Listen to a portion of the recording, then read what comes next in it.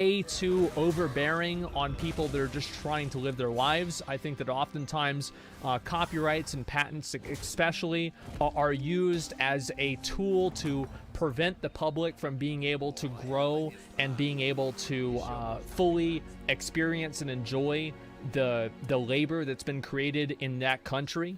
And I think that it is a malicious use of government. And I think that you should also keep in mind that anybody who's making anything in the United States is doing it with the consent of the government. And in many countries, it might not even be possible, because those countries, you could have your stuff stolen. It might not be protected in the same way. So I think that if you want to enjoy the privileges of existing in the United States and being able to provide these things and have such riches, that you should not expect to be as draconian with protecting them against the people that are paying, in some cases, your salaries. So yeah, I completely hate it. I think it's absolute trash. And here's why it's trash. It's trash because the people that are making the laws are being paid by the people that have these draconian patent controls, because they're the ones with the money, because they have the controls in the first place. You see what I'm saying? As I said, it is a continuous astonishment to me that there are not riots out in the street every single day for how completely fucking terrible our government is. There are so many ways that the government is used as a tool to suppress and ruin people's lives, that there are not riots and people fucking wanting a re-election immediately. People wanting this to stop immediately. People use the government, these rich people, these huge companies, use the government as a weapon against the people that the government is supposed to be working for. Oh no, I completely hate this stuff. Help, because they will literally deplatform me for helping you. Oh, and one last word to the wise here. So, in their content policy, since I've read the entire thing after this, there's certain YouTubers, and I don't want to call them out by name, but I know of one in particular, very, very big YouTuber, probably the biggest New World YouTuber, did something that I had done. I deleted mine now, but he has done something, and I'm sure others have too. I don't look through all this. I don't look Talking at about YouTube like much, Josh Strife-Hayes? apparently, talking about data mines and leaks is not an acceptable use of their content policy, and doing so could definitely make them want to do this to you. So I would recommend, if you know that person, to warn them that they should go back and delete any of their videos talking about data mines, because not just, even if it's not directly using in-game assets, as you can see right here, Kim? I'll watch this video they could just come after you for any reason. They could just come after you and any trigger, and they could just be like, we're gonna try to deplatform you because we're Amazon and we can do whatever we want. Right. So if you know who I'm talking about, you might want to go warn them to go delete those data mine videos, because they may come after them too at some point if somehow they get the attention drawn to them to the wrong person. And on a final note, one of the most depressing parts about this for me is that out of all the content creators for this game, overall, I feel like I've been one of the most, if not the most positive one, of saying they're doing a great job. I think they're doing the right thing, or defending them no matter what. And I stand by with some of the things, like all the things I said like that. And then there's other people out there. I know of a YouTube that has 1 million subscribers, okay? It's a lot. And they literally have videos like, you know, this exploit, New World exploit, use it. New World sucks. This game sucks. New World's dead. Blah, blah, blah. Channel. Like, they literally have videos like that. Oh, wow. And nobody goes after them. Amazon doesn't go after them. And then I'm over here just like trying to help out the player base and keep you guys, you know, happy, keep you guys playing and stuff. That's crazy. And they come after me. And I'm scared to death, guys. I'm afraid I'm going to lose this YouTube. I'm really afraid I'm going to lose this YouTube. And I submitted a counterclaim for this, explaining that, you know, quoting their content usage policy, explaining here's how it's like I'm literally doing what they said I'm allowed to do. And then I got... I want to read one thing. We don't have the full picture. I followed the YouTuber since launch. Before he got this copyright strike, he posted a video where he encouraged people to drop their Christmas presents from trees to combat inflation, then released a video where he encouraged people to crash the market to raise awareness for inflation. These videos were defeated. I don't know if this is part of the problem, but I want to hear AGS' point of view before overreacting. So this is why I think that's not the case. Because whenever you receive a copyright claim on YouTube, you have a copyright claim that is sent directly to the video. So unless he's lying and the copyright claim went to another video and he's making us believe that the copyright claim went to the video that is more innocuous, then I don't think that's what's happening. You see what I'm saying? I don't think that's what's happening. I think Amazon's going to post their POV. I think that it's very fair that Amazon could comment about this on the New World subreddit, because they also commented on the AstroTurfing situation about the game feels better, feels good, different on the PTR. And they said that it was just bots that were being used in order to generate enough Reddit karma so they could be farmed out and sold. And it was not something that Amazon was doing. I'm not convinced about that 100%, but I think it's probably more often, if I had to fall on one side of the fence or another, I would say that it probably was not Amazon doing it. So do you see what I'm saying? So, like, I don't think that it's out of the question that they would comment on this. I think it's regressions, labels, street playing music on stream, some kind of crime. Listen, I can go on and on and on about that. I hate DMCA. I think the intellectual property stuff in the country is stupid. I've been very, very outspoken about that, and I've also even lived it. I let people upload my content all the time, and I let them claim revenue from it and make money from making my content. That's how I found my editors for my YouTube channel in the first place. This is not something that I believe. This is something that I practice. And yes, I completely dislike all of that. In general, as I said, I think that it's just amazing that people are not out rioting right now. They are not out demanding change right now, but they're too busy thinking about some bullshit thing that's trending on Twitter that doesn't really matter, or they're watching reality TV. So people would just rather be boiled alive very slowly. Careful, dude. Careful for what? It's true. It's what I think. Yeah, that's what I think. You're not out demanding change? Well, that's the problem, right? Is like, I'm not out doing it, and you're not out doing it because I'm not out doing it.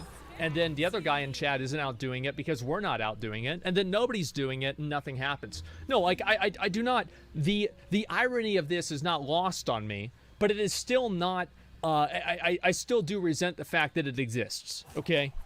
Rejected and said that I'm potentially misusing the content, or the counterclaim thing. So, not touching that again. Mm-hmm. I'm just gonna, I don't know, after this, I'm just gonna pretend this never happened.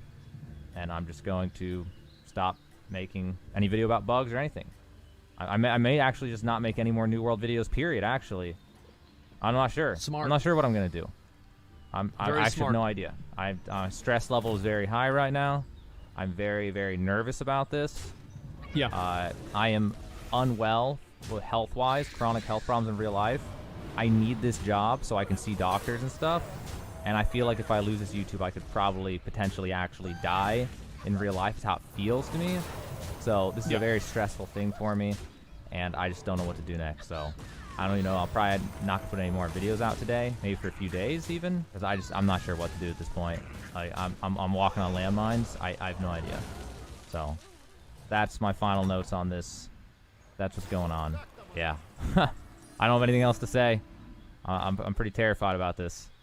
Hyperbole? Yeah, I mean, I think it could be hyperbole or not, right? I mean, but I don't think that it's hyperbole for him to say that it's his job and he wants to be able to continue having his job, right? Yeah, I think that's completely fair. Overtop ending? No, I don't think so at all. I mean, yeah, I don't see why, like, yeah, to me, I don't really, the thing is, like, I don't know this guy. I've never met him. I don't know what he looks like. His health problems are not my concern. It doesn't matter to me that much. Obviously, I don't want to see bad things happen to somebody for no reason. Why would I? However, this is not something that I really care about. What I care about is the issue itself, and I don't care about the emotional ties or anything like that. I only care about the issue. The people, the messenger is fucking irrelevant to me. I care about the issue. And yeah, that's the end of that. And if you don't see me again, if the YouTube just disappears someday, just know that Amazon came after me. Jesus Christ. I don't even know.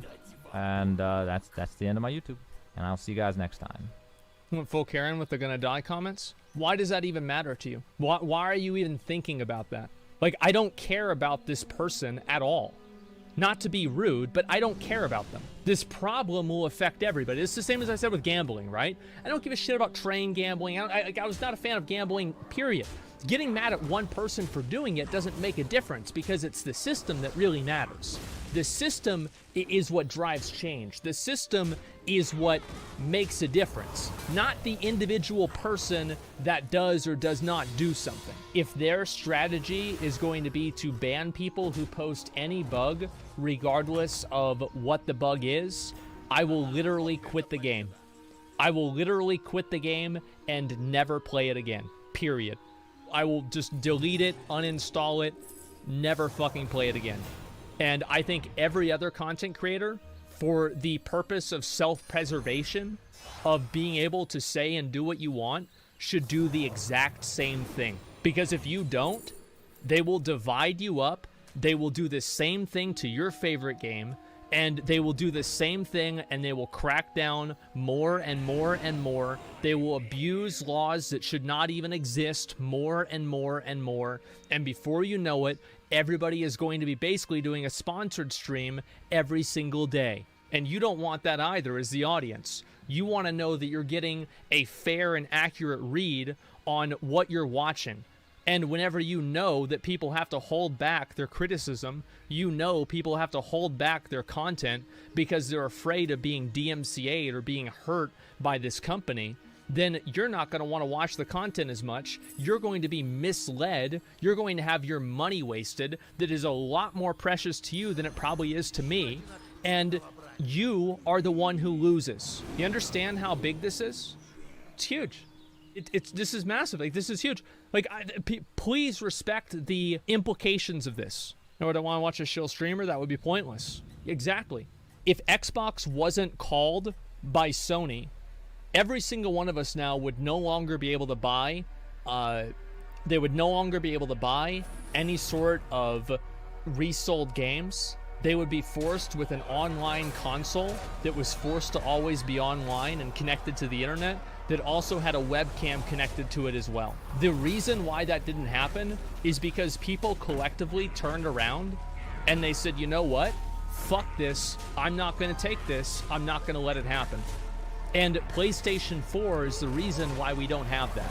I feel like this is another example of that. Yeah, I forgot about this. It's so bad. Yeah, this is another example of that. This is another example of extremely consumer unfriendly practices that do not only affect YouTubers, that are going to be put into effect in order to suppress negative press of games so they can sell more copies by using a law unethically. That's what this is. It's very important that people do not actually accept this, because if you accept this, you are getting closer and closer to having all of the content that you consume on the internet be astroturfed, be fake, be full of lies, and be deceptive just to get all of your money. You may think it's bad now. It will be nothing compared to what will happen if this becomes mainstream. People nowadays are like a boiling frog. You can't see what you've lost if you look at yesterday. You can see what you've lost whenever you look at 10 years ago. Think about how free you used to be on the internet. Think about how many more things you used to be able to do on the internet and talk about on the internet. And I'm not just talking about saying a gamer word. No, I don't give a fuck about that. I'm talking about honest conversations and real shit that people used to talk about. Think about 20 years ago, before the fucking Patriot Act. Think about that. It didn't just happen overnight. It happens very slowly. You get picked apart piece by piece by piece by piece. And before you know it, you don't have enough left to fight back. You can look at it from yesterday, you can see 3 weeks ago, oh, things are basically the same as they were. It's kind of like looking at a picture of yourself from 20 years ago. You don't look the same, but you don't recognize the change every single day. People's freedoms and people's ability to be themselves, to be able to support themselves, and to have autonomy over what they own are being reduced, and segmented and sequestered away from them every single day. But you don't see it every single day. You only see it whenever you look back 10 years ago. What I'm saying is to see it 10 years from now and to say no today.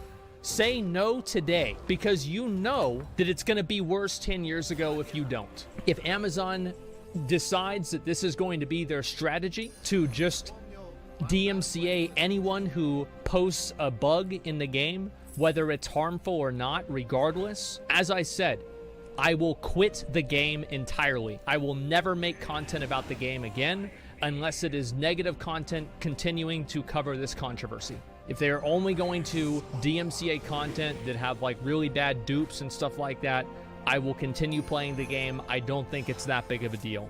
But if this is going to be a blanket policy, I completely refuse. There's never a line that they will cross and then they will say, this is good enough. There's never a point where they will say, we have enough of your freedom now. We don't need any more.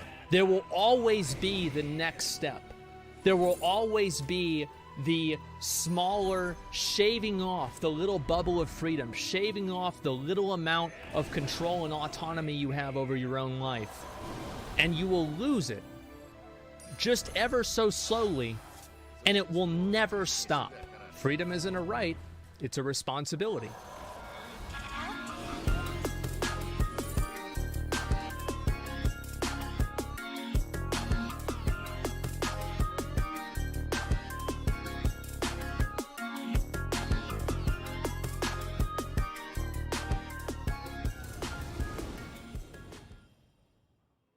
Победа близка!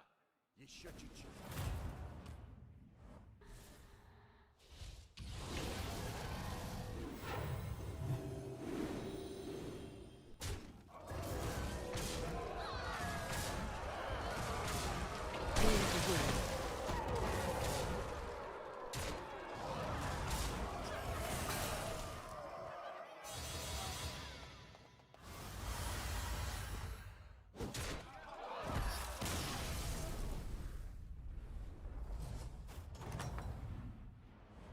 Непреодолимая сила!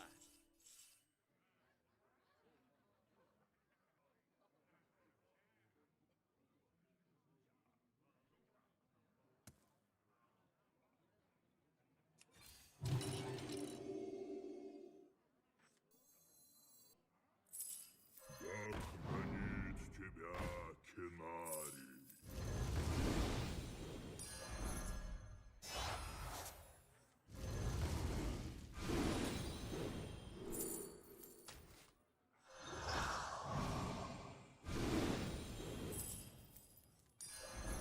Помню, Бандар хвалил это существо. Не доводи меня, пучеглазый!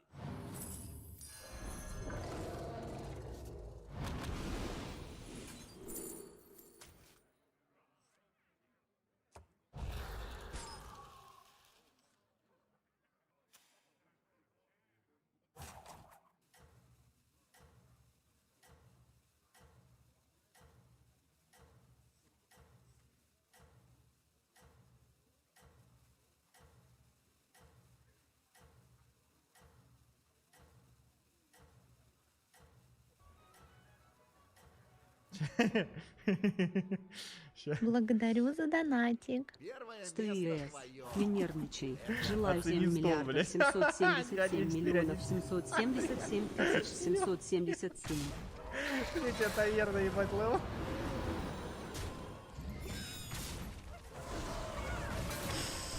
Ебать, челы в лобби живут. Ой, блядь. Ебать, это что за герой, блядь? Что за герой, блядь?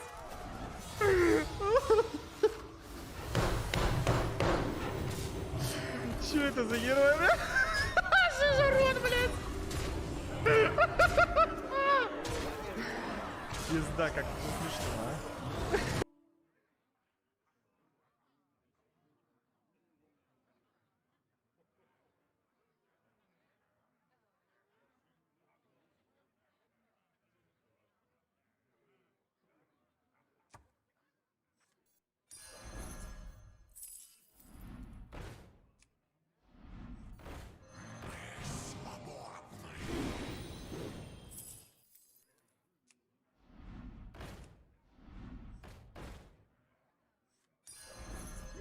существо. Веди себя хорошо. Береги себя, существо.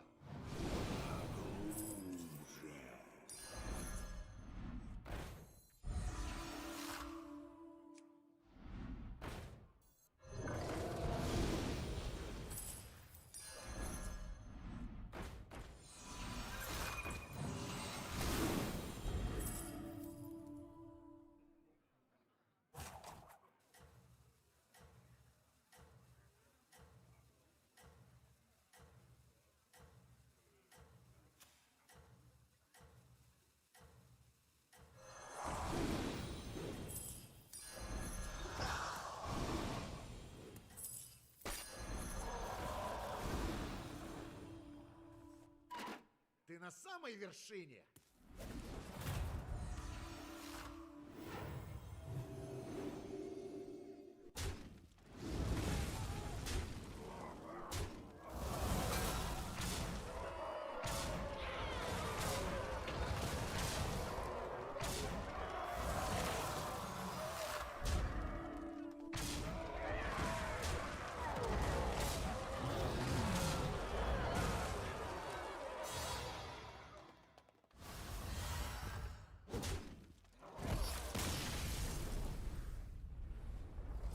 I have put 1,000 hours into this game, and I can tell you for a fact, the developers have dicks big enough to just put the entire frame on the developer update, bugs, bots, and bans.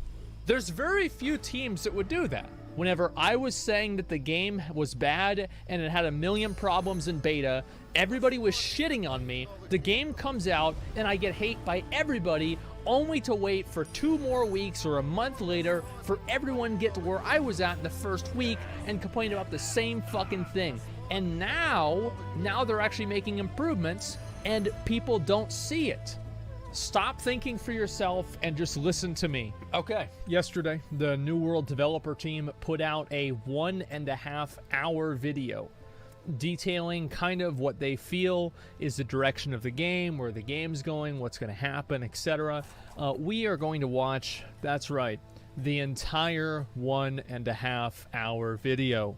We're going to watch the whole thing. So saddle up, get a drink, get your soda, get your snackies, because we're going to work. Let's take a look at it. Here we go.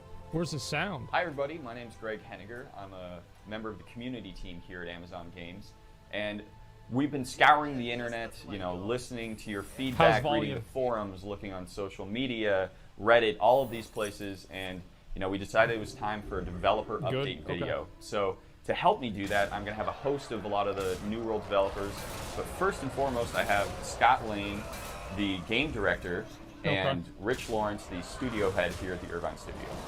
Hey, before we start, I just wanted to call out the players and say thank you. The engagement from the player base has been humbling, and it's really helped us guide where we're going. So I just want to say how much we appreciate the feedback and how constructive it's been. And, you know, we like partnering with the players a lot. So we're excited. Today is in response to the players have been asking us, hey, we want to know more about where you're going. We want to go deep on some of these topics. So today is all about that. It's responding to that. Right. Yep. I think this is already good.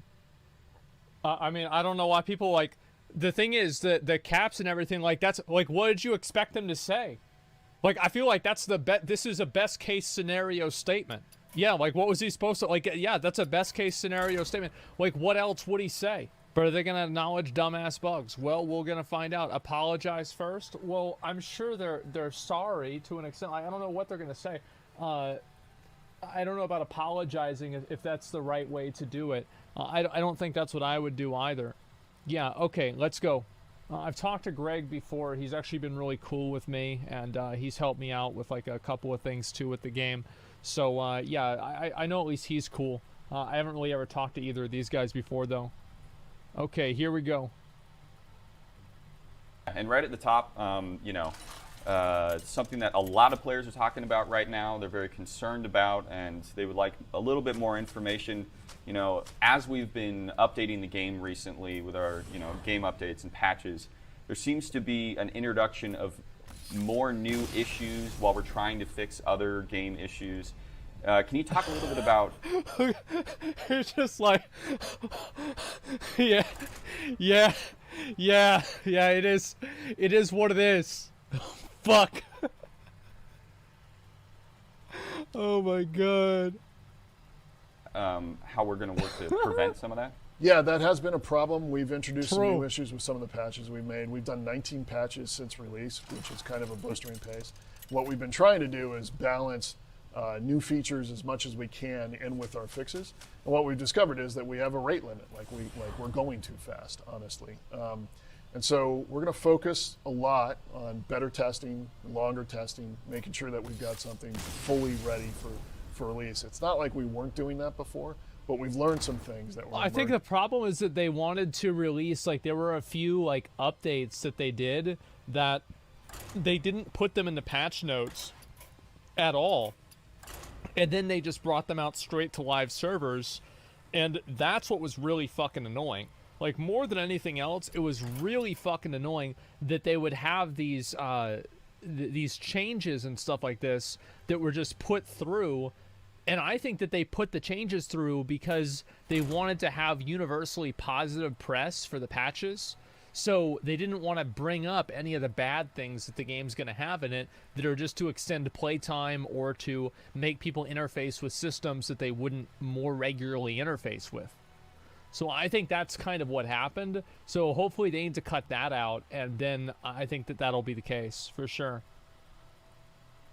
Ghost changes, that surprised us. And given that, we're going to change our process. We're going to focus on a few less features, but deeper in terms of how we express them. That's good. Make those features bigger and deliver them to players with less bugs. That's going to be the desired outcome. That's our focus, actually. Yeah, can I add on to that just a little? Yeah, of course. So with our weeklies, in general, you want to fix 8 to 10, maybe even 15 things a week, problems, and you want to make them really targeted. But when we were watching the game live, we saw problems that were bothering us, and it's like it just hurts in your stomach when you see players struggling with things. So we were trying to get 50, 60 things fixed a week, and that left us, not enough testing, and it was, like Rich said, we were trying to go too fast. We were trying to fix more than we could. Yeah, so they're probably understaffed or something, right? Or they don't have the amount of people that they need to have. I think that's really what it comes down to, is that they probably don't have the amount of people that they need to solve all the problems, because New World is a complex game in a lot of ways, and because it's so complex, it has all these like interchangeable social systems that cascade into each other, that like if one thing goes wrong, then everything else goes wrong together. Now, Amazon Game Studios is not necessarily Amazon. It's fun to meme about it being a $1 trillion company and them fucking it up, etc. But the truth is that the game studio itself doesn't have the full funding of the entire company. Like, that's just the truth. Yeah, they only do so much for the studio, exactly. Created more problems than it's worth, and we're learning from that, and we're and changing our processes, improving every day. So do you feel like the introduction of the PTR, the public test realm, is going to help in that direction too? Yeah, absolutely. Yeah. One, it gives players. The thing is, like, they need to, if they're going to do a PTR, they need to have all of the changes on the PTR. Like, no more of the surprise, it's not going to work anymore, bitch. Like, what the fuck? Are you kidding me, man? Like, they've got to get rid of those. Like, just bring out the PTR and have the changes on the PTR, get the feedback ahead of time. Because that's what I think most people got upset about. Is like, even if they're going to make a bad change, knowing that it's going to happen is like, for example, the expertise change. And how, like, gear that you bought previously with the expertise change isn't affected by expertise. That is something that's really important to state off the bat. That's something that's really important to know off the bat. And that way you don't push it live and then fuck everybody over, and it's a huge drama fest. So they did actually bring out some of the negatives with the expertise system on PTR, and because of that, the system was better than if they didn't. Great way to see a feature before it's complete. Yeah. Like, have input on it. And we're looking at creating longer cycles for PTR, so there's more time to do that. Yeah, unfortunately, when those features start with a longer cycle, they're going to be really raw when they first come out. But I think players understand that. You know, they get that it's very new at that point. That gives them more time to feedback on it, more time for us to ingest that feedback, like figure out what we can do with it, improve the feature based on it. And you'll see us using PTR continuously, basically going forward for all major new features. Last thing we want to do is surprise people with a new feature that's impactful to gameplay, and they haven't had a chance to give us their expertise in saying this is good, this is bad. You know. Yeah, we don't want to have that happen. That would be terrible if something like that happened. These are the aspects we like. These are the aspects we don't. Yeah, even further, like on the November release, we didn't really have a chance to respond to what the players told us were the problems. On the December release, you're going to see that we actually were able to respond to a significant number, and we're going to, like Rich said, we're going to add even more. That's true. They did make a lot of changes and improvements on the expertise system through feedback from the PTR. Yeah, they actually that's actually true. Like for example, like the gear score not automatically going down. There's a number of things that they have done. So I feel like this is not completely just empty words. Why are there kappas? That's what happened. Yeah, like I'm saying that, like, yeah, that's actually what happened though. Like I will be the first person.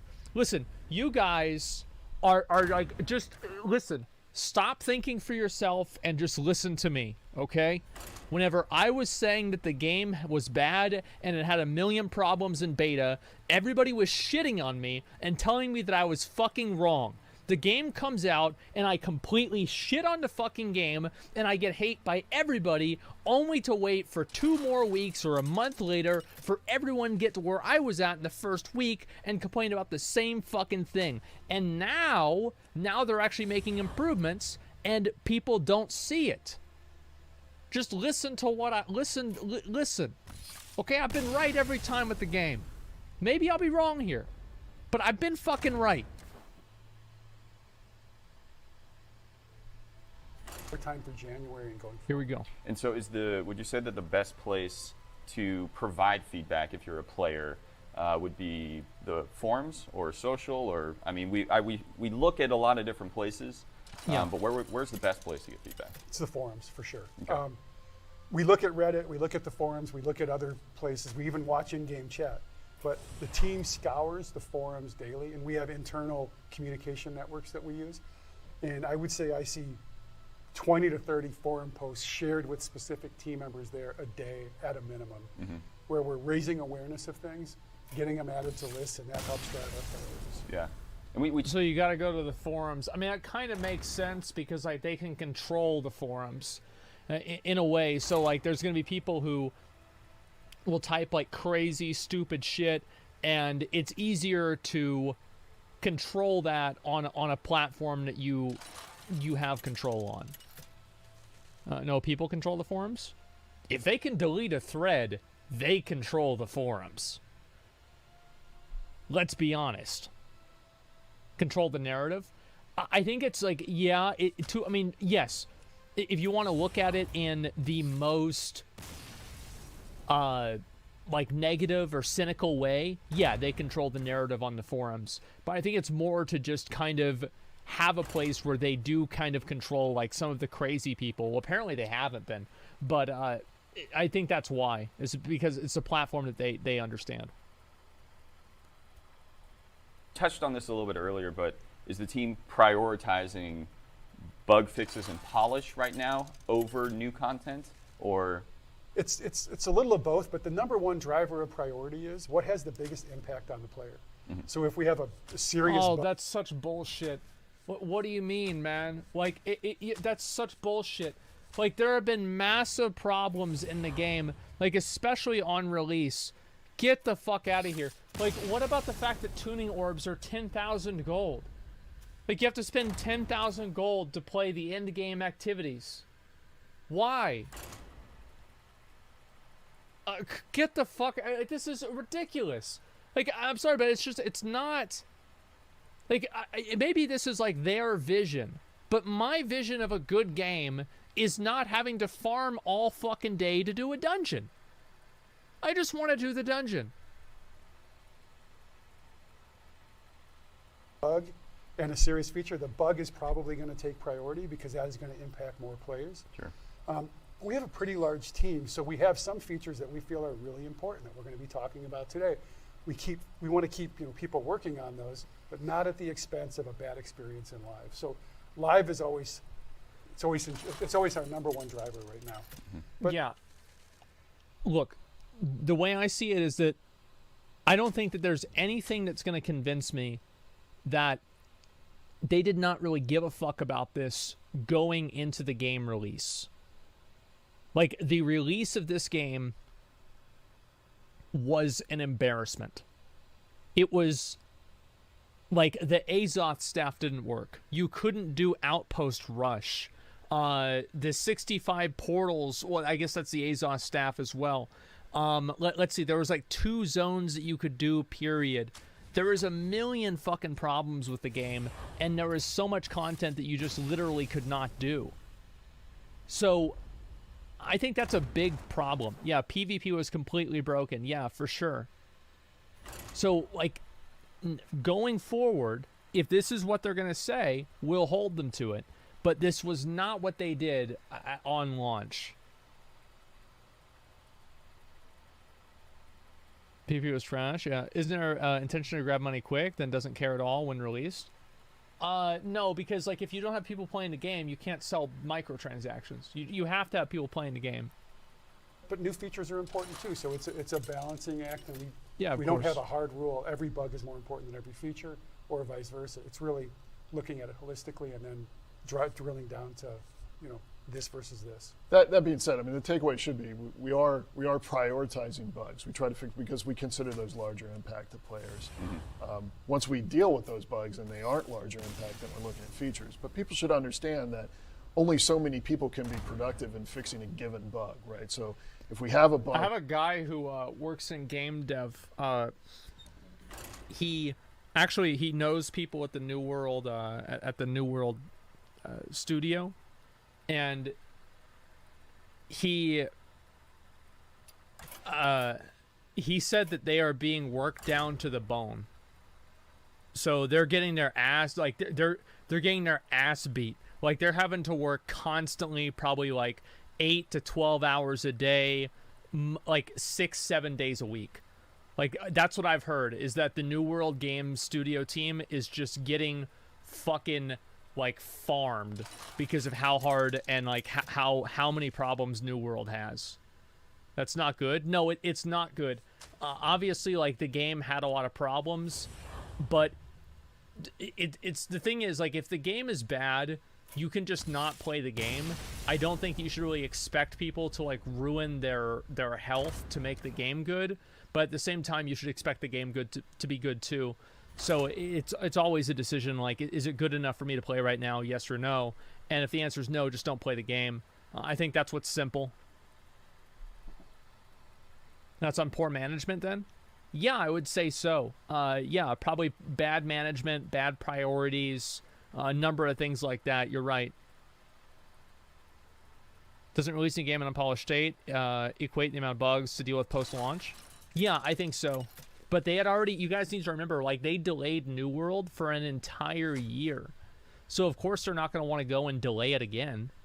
Because then people, it'll be like a Star Citizen situation or Duke Nukem Forever. So that's why they didn't want to keep delaying it.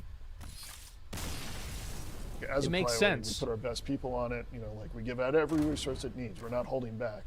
But many times there'll be people who otherwise wouldn't have anything to do. And I mean, you got to remember, like, if you go back and you look at the New World game director, like the guy with the long hair, he's got like the same hair basically that I do. If you look at his hair a year and a half ago, a lot more of it was not gray and white. This guy's been getting his ass worked off. Like, it's the same fucking thing. Show us. Yeah, I've got to find a picture. What was the guy's name? On features while others are working on bugs. Right. Okay. Yeah, that makes sense. Yeah, what was the guy's name? That's the difference of 1 year. All right? 1 year. This guy's been getting his ass worked. Okay? Yeah, like, let's be honest. Not good. Is there, speaking of things we're working on right now, server merges. Can you talk a little bit about server merges, how they work, how they're going to kind of look to players? Yeah, the idea with a server merge is, well, the primary pursuit of a server merge is important to note, which is to give a better play environment to players. We find like we have all kinds of indicators, but the number one is just play satisfaction. Players like being on a server that has a wide and diverse audience playing it. Right? 100%. So, that's the objective with server mergers. What happens with a server merger is there's a host that you're going to, the server that we're moving to, and then one to any number of servers may merge into that server, and all of the players transfer. There are steps taken to make sure that, for instance, companies get compensation if there are changes going to a new server. I think they fucked this up, where like if a company owned a territory, they got 50K, but if you own 2 territories, you still got 50K. So I heard they fucked this up, but I'm not sure. That. And then you land on the new map, which is the map from the existing host server. And a lot of times what's interesting is like immediately a bunch of wars break out because, everyone's like, let's resettle it, which is actually kind of cool. But the number one objective there is make sure there's no loss, like, nobody like loses anything, there's no gold cost or anything to that. Obviously nothing on your character gets lost, nothing reverts. But you just have more people to play with. So more opportunities for PvP, more opportunities for PvE. You can go into dungeons, you can easier find a group when there's more people on the server. What 100%. We target with a merger is not to fill a server completely to capacity, but to make it a very healthy full day cycle. So even at its low ebb, it's easy to, for instance, find a dungeon group. That's our primary motivation, to make it easy for players to find social organization. PvP or PvE, either way. That's good. Great. That all sounds awesome. We're going to continue to talk about, new features coming. We're going to talk about, mutators were one thing. We're talking about the roadmap. We're going to talk about vision. Mutators, as far as I know, is Mythic Plus. That's basically what it is. For New World. So we have a full show coming up, so we hope you stick around. New year, new world, new you, new For the next dukes. segment, we're going to be talking about the vision and the future of New World. So we have some new people at the table. We have Dave Verifai, who's the creative director, and the art director, Charles. This guy must be new. His hair's not gray. Charles Bradbury. So, Scott, I think this is a kind of a big question, right? What is the vision for New World? What are we going to see? Yeah, the age is here. This guy's 25. This guy's 18. This guy's 21, okay? And, this is this is what working on New World for a year does to you, okay?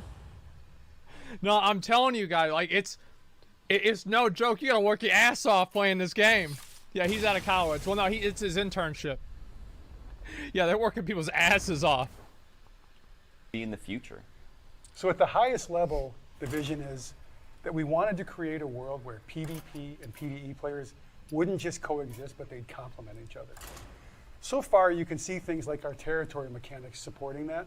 Although we do have a little work to do there, we still want to figure out a way to give players a way to overthrow tyrants or absent leaders. But I think one of the big things we should touch on is that between PvP and PvE, we plan on supporting both. We don't have a favorite child in this one. We think both are hugely important to the longevity of New World. I agree. We still have a lot of story to tell about. There's a lot more things we want to talk about on a tournament. Bro, you've got to do cinematics, man. Like, nobody's going to sit around. Like, it's like you have a 3-sentence quest, and only the first line is voice acted. Are you kidding me? Come on. Like, let's get this done. The thing is, like, the New World, in my opinion, I think the first cinematic of New World, where he goes in and he talks to the corrupted priest who gives him the box, and then he's sailing, that cinematic is fucking amazing. It's great. Like, it completely sets up the story. It makes sense. It builds the character into the cinematic itself. It's fucking flawless. It is a great cinematic, 100p, on a stack, Skrilla, for real, 100. Like, yes, it is so good. Make more of those. We need more cinematics. We need a cinematic at the end of the dungeon. We need a cinematic for the different big quest parts. Yeah. More threats, more villains coming through. We still have to close this chapter on the Isabella story. We have we want more dynamic things happening in the world. Let me ask you guys, for those of you that play New World, like if you don't play New World, it doesn't matter. But if you play New World, do you know who Isabella even is? The bad girl. Yeah. She's the bad girl that you fight in Dynasty Shipyard who runs away after she's like 6 to dogs on you. That's it. Yeah, the crazy flying pirate girl. Exactly. Sylvanas. So like you don't even really know who that is. Parts of the world feel different every time you come through it. I think that's awesome. We've heard the players loud and clear. They want more variety in AI. They want more variety in questing, more things to do. True. We're definitely going to lean into that hard. True. We have these intersecting game systems that live in the sandbox. We want to put more of that into play. We think that's really important. So, and like I said, we want to finish telling this story. There's so much more to uncover in Eternum that we think is important. And when you've got to tell the story in a better way. It's not that the story is bad. The story, I don't think that the fundamental of the story, that coming to America, there's like this corrupting force that has been corrupting people for thousands of years, and you have all the different races that have been, or cultures, whatever you want to call them, that have been corrupted by this over the years. The idea of the story is really good. You have the recipe for a good story. It's just you're using the wrong ingredients.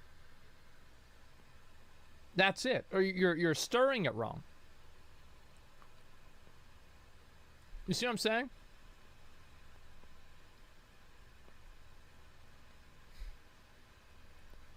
Think about all this in the long term, it's going to be guided by the players. What are they asking for? What do they want? How are they reacting to new things? So a lot of this is like, I can't give you an exact order, but these are the direction we're pushing the game in over time. Right, and you're saying you wanted to kind of finish a story that's really the story of Isabella and then tell new stories, or continue the mystery that is Eternum? Well, there's a lot of new stories we want to tell, and we're going to hint on some of those today. We're not going to get specific. We're not really talking about them, but there's a lot more interesting people on this world than just Isabella. Okay, cool. Yeah, we'll dive into that later with some of the other dev members. Yeah, I just wanted to add, I mean, I think when I think about New World, some of the things that are special to me about it are how players can change the world. Like, people can actually have an impact on the world and change it. And I think that's something we want to continue to foster. I like that a lot. I think that's a great idea. Thank you, Dave. Very good insight. It's like if you cut down a tree, and then everywhere else, no, he's the creative director. He's not the intern, right? I was goofing around. He's the creative director of the game. So I'm glad that the creative director of the game has an opinion that I agree with, okay? So, like, you cut down a tree, that tree's cut down in the world for a while. If you break a mine, that mine is gone there. I would like to see more of that. I would like to see more control that players can visually make in the world. Can't see his info. It says Dave Verfali, creative director. This is the creative director of the game. Build as we continue to grow the vision of the game. That and, like you mentioned, the dynamic events. I think those are big, and we've got some really cool ones with the corrupted breaches, and players can see those dynamically sprouting up. I wouldn't, I could see us adding more of those, and maybe even some that affect PvP in the future, right? Because I think that the world changing each time you play is pretty cool. Yeah, and you touched on that earlier, the balance between PvP and PvE. I would imagine that is something we're going to continue to invest in moving forward. Yeah, I think, like Scott said, we don't have a favorite child here, right, Scott? We like them both. And I think we've got really cool content for both sides. Like on the PvE side, we